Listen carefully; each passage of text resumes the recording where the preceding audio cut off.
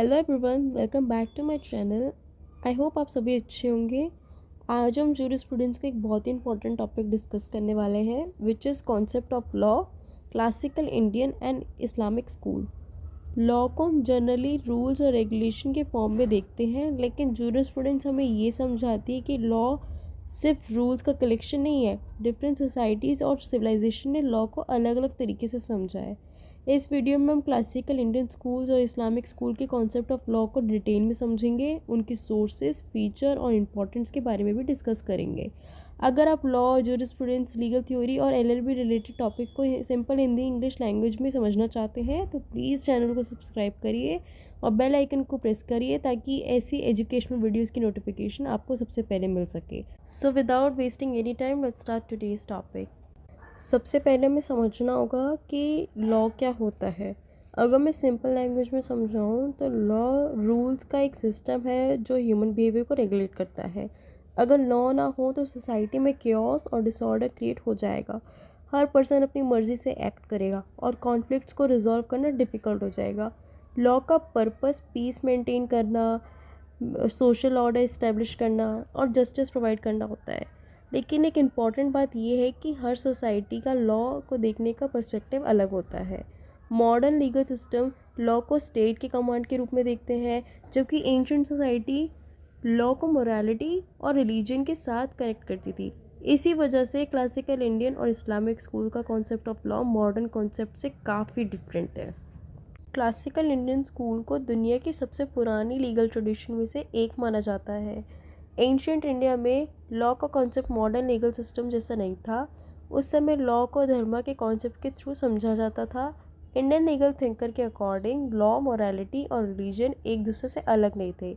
आज हम राइट्स की बात करते हैं, लेकिन एंशिएंट इंडियन सिस्टम में राइट्स से ज़्यादा ड्यूटीज़ को इम्पोर्टेंस दी जाती थी। उनका मानना था कि अगर हर पर्सन अपनी ड्यूटी ऑनेस्टली परफॉर्म करेगा तो ऑटोमेटिकली सबके राइट्स प्रोटेक्ट हो जाएंगे। इसलिए क्लासिकल इंडियन जूरिस्प्रूडेंस का फाउंडेशन ड्यूटी, मोरालिटी और राइचियसनेस पर बेस्ड था। क्लासिकल इंडियन स्कूल का सबसे इम्पॉर्टेंट कॉन्सेप्ट है धर्म। धर्म को सिर्फ रिलीजन समझना गलत होगा। धर्म का मीनिंग बहुत ब्रॉड है। इसमें ड्यूटी, मोरालिटी, राइचियसनेस, जस्टिस और एथिकल बिहेवियर सब इंक्लूड होते हैं। एंशिएंट इंडियन थिंकर के अकॉर्डिंग यूनिवर्स एक मॉरल ऑर्डर पर बेस्ड है और धर्म उस ऑर्डर को मेंटेन करता है। हर इंडिविजुअल का अपना धर्म होता है। एक स्टूडेंट का धर्म पढ़ाई करना है, एक टीचर का धर्म नॉलेज प्रोवाइड करना है और एक जज का धर्म इम्पार्शियल जस्टिस देना है। अगर हर व्यक्ति अपना धर्म फॉलो करेगा तो सोसाइटी में हार्मोनी और स्टेबिलिटी बनी रहेगी। इसी वजह से धर्म को लॉ का फाउंडेशन माना गया। अब हम क्लासिकल इंडियन लॉ के सोर्स को समझेंगे। सबसे पहला सोर्स था वेदास। वेदास को सुप्रीम अथॉरिटी माना जाता था और उनमें मॉरल और रिलीजियस प्रिंसिपल दिए गए थे। दूसरा सोर्स था स्मृतिज। स्मृतिज में लीगल रूल्स और सोशल ऑब्लिगेशन को डिटेल में एक्सप्लेन किया गया। मनुस्मृति सबसे फेमस स्मृति है। इसके अलावा यज्ञवल्क्य स्मृति और नारदा स्मृति भी इम्पॉर्टेंट लीगल टेक्स्ट थे। तीसरा सोर्स था कस्टम और यूसेज। एंशिएंट इंडिया में कस्टम को लीगल फोर्स दी जाती थी। अगर कोई कस्टम सोसाइटी में लॉन्ग टाइम से फॉलो हो रहा है और रीज़नेबल हो तो उसे लॉ के रूप में एक्सेप्ट किया जाता था। चौथा सोर्स था कमेंट्रीज, जहाँ स्कॉलर्स लीगल प्रिंसिपल्स की इंटरप्रिटेशन करते थे। क्लासिकल इंडियन लॉ के इम्पॉर्टेंट फीचर्स हैं। सबसे पहला, ये धर्म बेस्ड लीगल सिस्टम था। सेकंड, मोरालिटी और लॉ एक दूसरे से क्लोजली कनेक्टेड थे। थर्ड, राइट के कंपैरिजन में ड्यूटीज़ को ज़्यादा इंपॉर्टेंस दी जाती थी। फोर्थ, कस्टम और ट्रेडिशन को लीगल रिकग्नाइजेशन दी गई थी। फिफ्थ, इसका अल्टीमेट ऑब्जेक्टिव सोशल वेलफेयर और सोशल हार्मोनी था। एंशिएंट इंडियन जूरिस्ट का मानना था कि लॉ का पर्पस सिर्फ पनिशमेंट देना नहीं बल्कि सोसाइटी में बैलेंस और पीस मेंटेन करना है। अब हम इस्लामिक स्कूल ऑफ लॉ को डिस्कस करेंगे। इस्लामिक जूरिस्प्रूडेंस के अकॉर्डिंग लॉ का सोर्स ह्यूमन बीइंग नहीं बल्कि अल्लाह है। इस्लामिक लॉ को शरिया कहा जाता है। शरिया का मीनिंग है the path to be follow. Islamic legal system सिर्फ कोर्ट्स और डिस्प्यूट्स तक लिमिटेड नहीं है। ये personal life, family life, business transaction, criminal matters और रिलीजियस ऑब्लिगेशन सबको रेगुलेट करता है।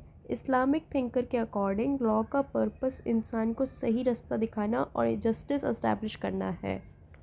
इस्लामिक लॉ के 4 मेजर सोर्स होते हैं। सबसे पहला सोर्स है कुरान। कुरान को अल्लाह का रिवील्ड वर्ड माना जाता है और ये इस्लामिक लॉ का हाईएस्ट सोर्स है। दूसरा सोर्स है सुन्ना या हदीथ। हदीथ प्रॉफिट मोहम्मद के सेइंग और एक्शन को रिप्रेजेंट करती है। जहाँ कुरान डायरेक्ट आंसर प्रोवाइड नहीं करता, वहाँ सुन्ना गाइडेंस देती है। तीसरा सोर्स है इजमा। इजमा का मतलब क्वालिफाइड इस्लामिक स्कॉलर्स की कंसेंसस ओपिनियन। चौथा सोर्स है कियास। कियास में एनालॉगी के थ्रू लीगल सॉल्यूशन निकाला जाता है। ये सोर्स इस्लामिक लॉ को चेंजिंग सिचुएशन के साथ अडेप्ट करने में भी हेल्प करता है। इस्लामिक लॉ की सबसे इम्पॉर्टेंट फीचर इसका डिवाइन ओरिजिन है। इस्लामिक जूरिस्प्रूडेंस के अकॉर्डिंग लॉ अल्लाह के विल का एक्सप्रेशन है।